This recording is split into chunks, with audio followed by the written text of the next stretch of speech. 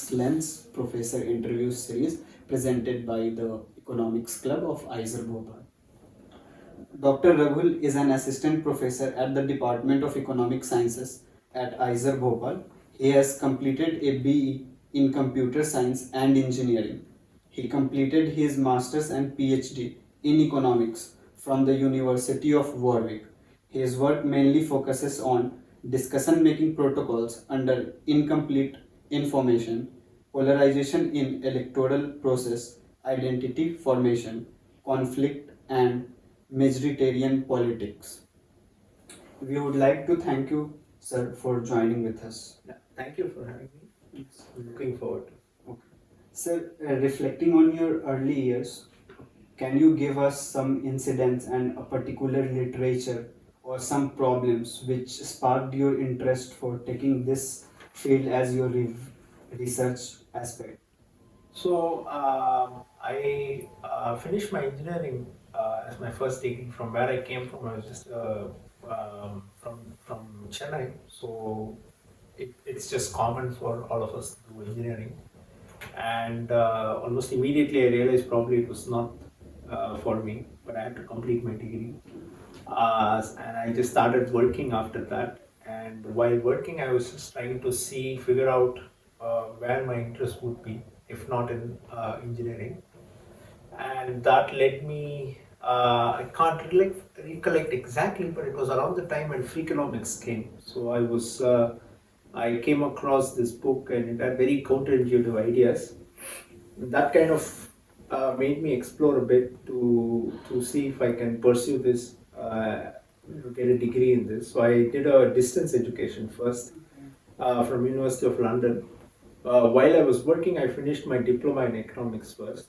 And again, there specifically, I did not catch on to any field of interest, but it was something that I really enjoyed studying. So I was always interested more about social phenomena and human behavior rather than machines or looking at codes. And probably that led me to kind of pursue or explore more. It was just more of an exploration process. So I continued doing my master's. I went to the UK. I applied to a bunch of places. The best one I got was at Warwick. So I applied for the program, and during that time, it was also the financial crisis. So I remember specializing in international macroeconomics, actually, at that time, and also a bit of development economics. I was still exploring, and I starkly remember that when I was coming back to India after my master's and I had done well, I was really now into the field that kind of caught my interest. I was, well, coming back on the flight, I remember reading this book, The Art of Strategy. This was by two very famous professors, one of them of Indian origin, Avinash Dikshit, and the other was Neil Buff. So it was a book by Neil Buff and Avinash Dikshit. And it was a fantastic experience for me. I remember finishing the book while on the flight back home, and it basically introduced me to some of the basics of game theory. And it had amazing applications from football games, how penalties are whether the strategies for choosing which side to kick in a penalty. And it also talked about businesses, how firms collude. There were a bunch of other applications I can't remember off the top of my head, and this again kind of rekindled my interest towards more theoretical aspects, and especially in understanding strategic interaction. So that's when I came back, I decided, okay, let me apply for the PhD and try to specialize in this. And that's how my journey towards the PhD started. And while doing my PhD, again, you're really, it's just a process of exploration. I had by then had very diverse interests or diverse experiences. I had worked in a firm. I had also worked in a research policy firm for a few months. I was playing the violin for about 2 years, trying to be a semi-professional. I had interest in squash, so I had done a few things, I had experienced a few things, and I probably thought, okay, the next 5-6 years I should kind of invest in something that would be a long-term pursuit for me, and that's how I got into the PhD program. Again, the PhD program allows you to really explore a lot. It's one of the good things. It's a long process. It's a process of kind of self-discovery for yourself. So I specialized in microeconomics. My start is taking more courses in game theory, and that's how I kind of understood that okay, there is prospects for doing research, applied research specifically. So game theory is kind of a very ubiquitous field. It's probably the closest that that we have come yet in the field of economics to explain human interaction or strategic behavior, and it's very beautiful in that sense. Right? It gives you a lot of scope to study a lot of wide-ranging topics. From a young age, I was interested in politics, for example, and I also used to have a lot of discussions with my grandfather, who was also very enthused by politics. So we always used to discuss political scenarios, etc. And when I started studying game theory, I just realized that probably the most strategic people in any country are the politicians, right? So that's how I kind of dwelled into applying game theory towards political economy. So it all happened. There was a start of interest, then you started delving more of into it. Yeah, that's right. And it need not be the only process. So each of us can have very specific ways in which they can approach. So there might be some people who are from a very young age inclined towards a subject and they just like it. And if that is the way it happens for you, well and good. I think that's very uncomplicated and probably the fastest way to do your PhD. Right? But for me, it was because of other circumstances, social circumstances. In India, it is true that a lot of people do not have an inclination to do courses other than medical or engineering. So there are a lot of people with mismatch, right? Early mismatch in careers. I was probably one of them, and then it's just a question of exploring where your interests are and then just pursuing it. Then probably you figured it out. My Yeah. line of interest. Let's see. I would not say I figured it out, but yeah, I am somewhere now. So let's see. So basically, a PhD is a very huge step any student would take, and there are probably before PhD also many academic setbacks and other setbacks in the student life. So, what according to you are the things one should consider to go in their line of interest and pursue PhD or not, or just? Well, I mean, academic setbacks can happen for a multitude of reasons, right? I mean, I have seen very good students in the last few years where I've spent in academia. Students can fail for a lot of reasons. It could just be uninspiring teaching, or there are some courses that you're just not interested in. It could be some personal issues you have, etc. But if you look at the medium run or the long run, I would say that it would be great if let's say you take a bachelor's in economics. It would be great if you can identify a course or a couple of courses which really enthuse you, something that really excites you. Let's say you take development economics or labor, and let's say you develop a real interest in pursuing questions in those fields, then that is great, because then all you have to do is acquire skills. So think of it as acquiring skills in the first maybe 5-6 years. So that would be until your PhD or fourth year of your PhD. It's all about acquiring skills. Right? At the same time, you want to look at the world around you. So I would highly recommend developing hobbies. It could be music, it could be art, it could be travel, anything that you do that gives you new, unique experiences, right?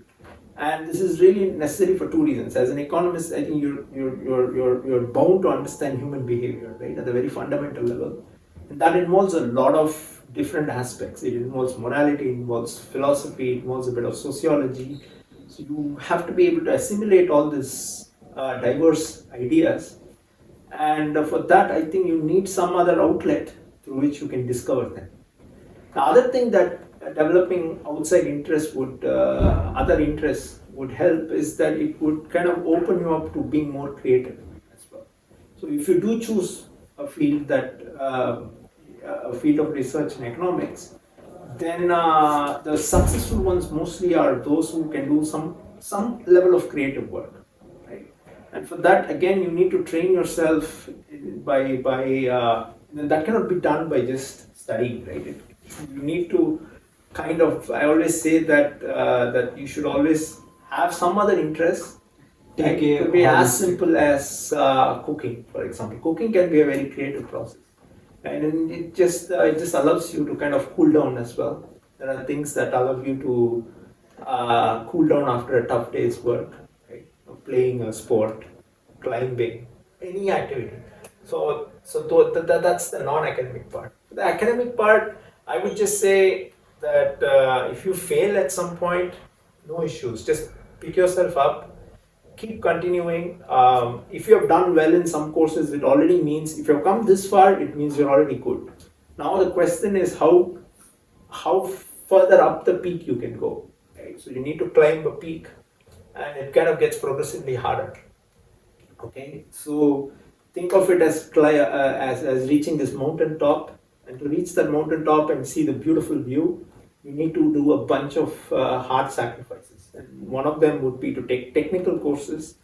Economics is a very quantitative subject, contrary to what people outside of it think about economics.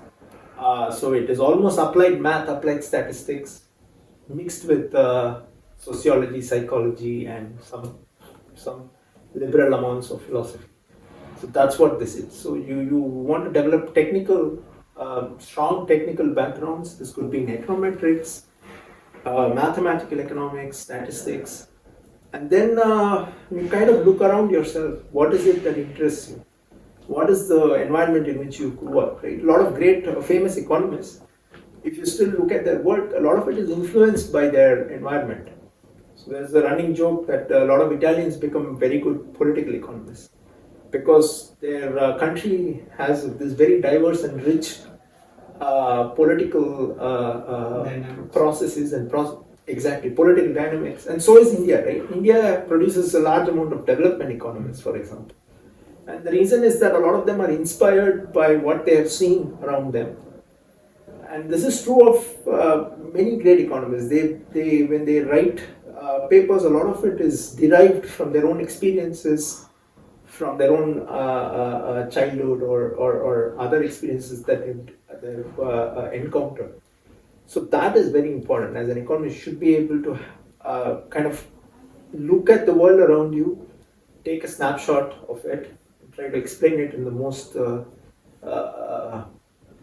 precise way as possible.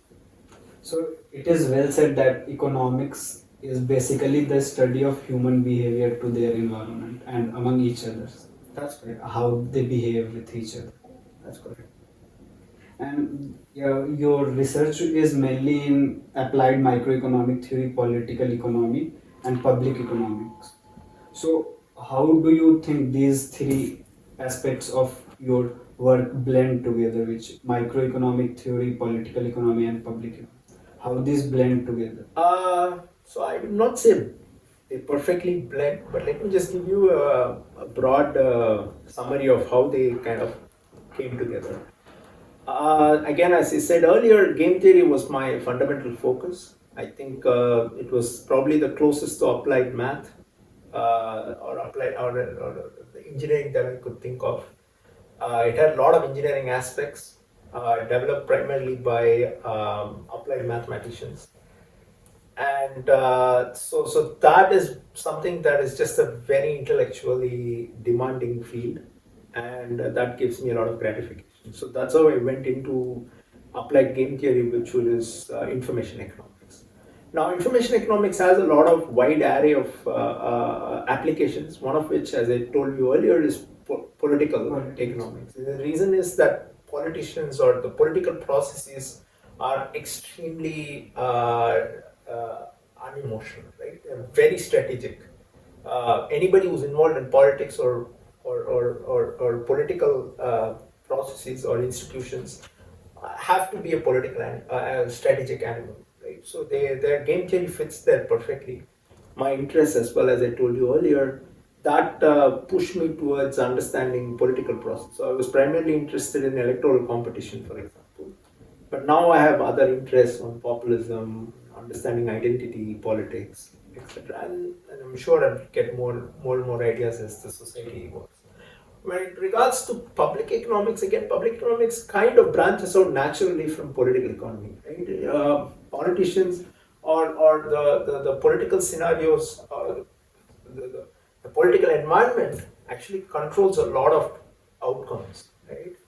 Some of them being how the society is organized, what are the taxes, how markets are designed and developed in countries. All these depends on the underlying political processes or the institutions, And political institutions. in a way, political economics also affect resource allocation, which indeed affects the public economic Exactly. dynamics. So a lot of failures, market failures, or how public goods are provided or not provided, corruption.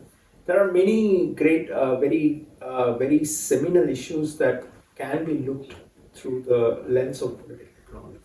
And again, information economics also plays a very important role in the incentives of politicians, in the sense that, or in the incentives for uh, political processes, in the sense that the lab or the information asymmetry, right, that occurs, that can affect decision making.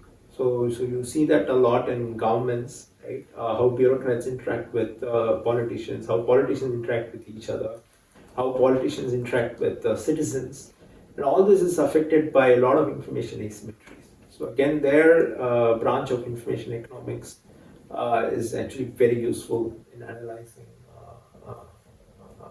political So, situation. like you mentioned, you started with your interest in political economics, but still the dynamics of your interest are still alive, and you are developing new interests. So that is a very good point from the point of view of a researcher. And from the point of view of an instructor, like what points you have in your mind when you start teaching students of economics, that their interests should be developed in such a way that they're on their own selves, like try to dive more into that subject. So, well, as an instructor, again, I do two or three different courses. Each of it comes with its own kind of baggage or expectations. So I am more of a old school guy. I think I focus on methods and fundamentals, however hard they might be for the average person in the class. And I try to take into account the fact that, again, I see it as a purely skill acquisition. Your 4 years as an undergrad is just pure skill acquisition. Okay, and these are very transferable skills, which is basically the ability to think, the ability to apply logic, the ability to try to solve a problem. All these are extremely transferable, even if you want to go into business or the private sector.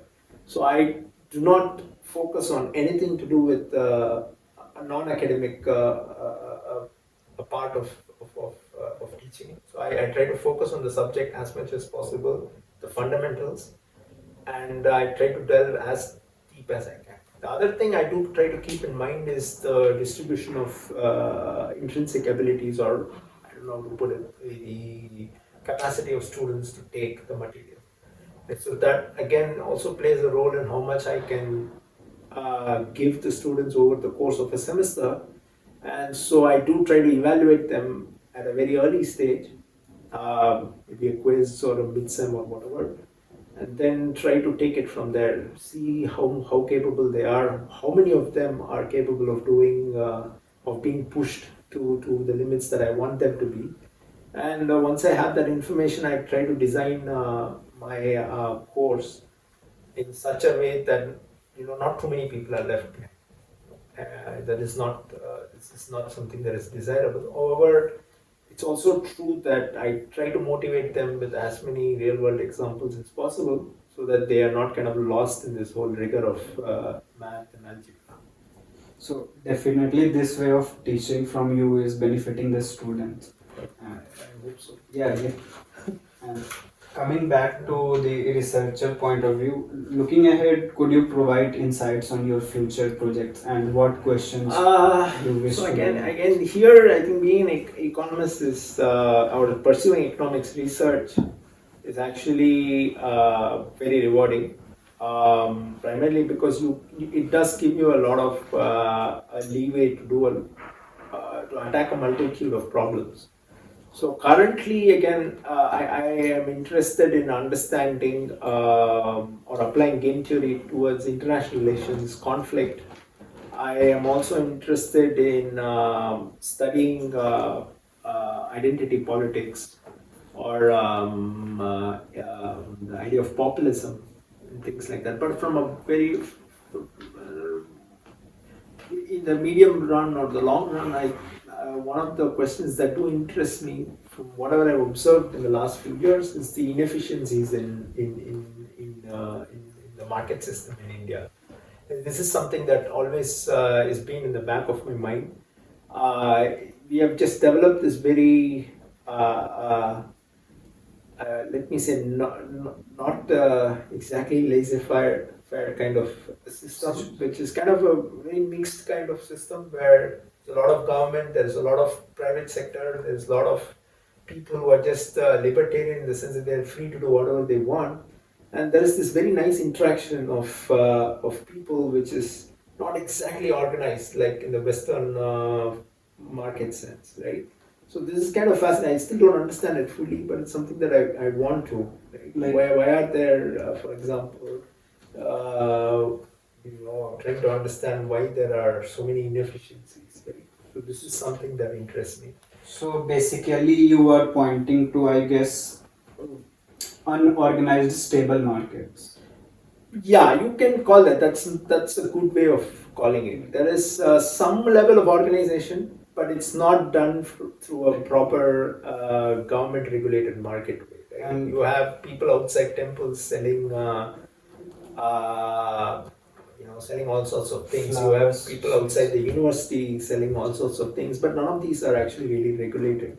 They probably don't have property rights either, right? So this is a kind of a system that is very intriguing, right? You don't have you take Eco 101, you have all these beautiful Anglo-Saxon ideas of economics, and some of the main principal tenets of it is property rights, right? But you really or institutions, market incentives. A lot of it is really either or either not present or it's present in a completely different way. So understanding this is kind of might take time, but it's something I'm kind of always looking at. But being unorganized also is still, these markets are stable in their own form. Right. So they are. So you can't call them inefficient. So we need to define a certain way of thinking about them as whether they are efficient for in some sense of that word, right? They're not maybe from a welfare point of view or from a purely kind of utilitarian point of view, they may not be efficient in that sense. But there is some kind of local efficiency, right? There is it does that whatever job needs to get done gets done. Um, and that's the part that is kind of intriguing. It's very different. So again, taking the cue from the one previous point, what are your comments on how does the political structure of a country affects its social and economic structure? And is the current participation of government sufficient or? So this is a very broad question, so I don't want to get into the full details of it. My own understanding Like of it. Your own. My own understanding of it, I would say, let's see, I have caveats first. I'm greatly influenced by this book by Milton Friedman. It's called Capitalism and Freedom. And when I read that book, I did not see a lot of it. It was a bit younger when I read the book, but now I do see the complete picture. of the kind of inefficiencies that can come out of government intervention. Government. Now, he was a very unabashed capitalist, um, and he propagated very people would call it extreme forms of non-market structures, right? So let's not go there. Now in the Indian context, we started from somewhere, and we are slowly moving towards a more market-oriented system with markets operating freely, right? You can Less most government markets now intervention. you have multiple firms, etc. Okay. Now the question is, how long can we, or how long would we take to reach a Western notion of market efficiency? Maybe never. It could be that we never reach that. We have also had a very different path in terms of structural transformation. So the Western democracies have transformed from agrarian economies towards manufacturing, and then from manufacturing they have gone towards services-led economies.